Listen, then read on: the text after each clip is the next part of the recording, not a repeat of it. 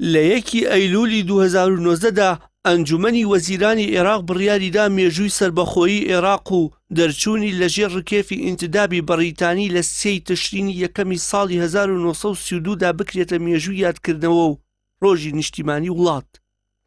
لەو کۆبوونەوەیدا حکوومەتی عێراقی داوای لە فەرمانگەی یاسایی ئەمینداریەتی ئەنجومەنی وەزیران کرد بۆ دانانی پرۆژە یاسایەکی تایبەت بۆ جەژنی نیشتیمانی کۆماری عێراق کە یاسایەکی سەربەخۆ بێت لە یاسا پشووە فەرمیەکان و ئاڕاستەی ئەنجومەنی نوێنەران بکرێت.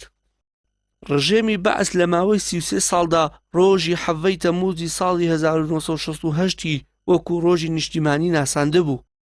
لە دوای 2003 ئەنجومەنی حکوم کە دروستکراوی ئەمریکیەکان بوو ڕۆژی 9 نیسانی 2023 وەکو ڕۆژی نیشتیمانی دیاری کردبوو کە ڕۆژی ڕوخاندن ڕژێمی بەعس بوو.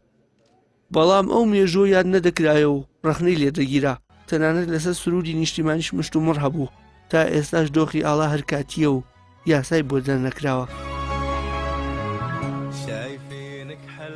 چیرۆکی دیاریکردنی 3 تشرینی یەکەم وەک ڕۆژ و جەژنی نیشتیمانی عێراق دەگەڕێتەوە بۆ ڕۆژی دەرچوونی عێراق لەژێر ئینتدابی بەریتانیا. لە ساڵی 1920 عێراق و ئەردەن و فەڵەستین و میسر کەوتنە ژێر ئینتدابی بەریتانیاوە، بەڵام عێراق یەکەمین وڵات بوو لەژێر ئەو ئینتدابە دەرچوو. لە ڕۆژی 3 تشرینی یەکەمی ساڵی 1932 سەربەخۆیی وەرگرت و ڕێزبەندی 57 زنجیرەی وڵاتانی جیهان و ئەندامی نوێی کۆمەڵی نەتەوەیە کوردەکانی پێدرا.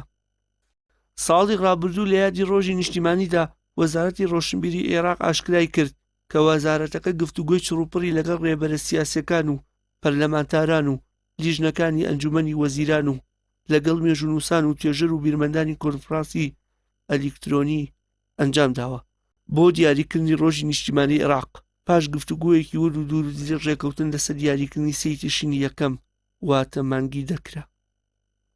ئەنجومەنی وەزیران لە ئەیلولی 2019دا بڕیاری لەسەر ڕۆژی 3 تشرینی یەکەم وەک ڕۆژی نیشتیمانیدا و ڕۆژەکەی ناردە ئەنجومەنی نوێنەران.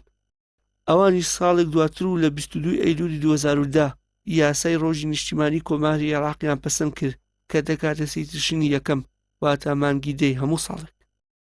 وەزارەتی ڕۆشنبیری گرنگی ئەم ڕۆژە بۆ ئەوە دەگێڕێتەوە کە دانانە بە دەمەزراندنی دەوڵەتی عێراق وەکو یەکەمین وڵاتی عەرەبی سەربەخۆ دوای ئەوەی کاروانی عێراقی سەربەخۆ وەک هێزێکی کاریگەری ناوچەیی دەستی.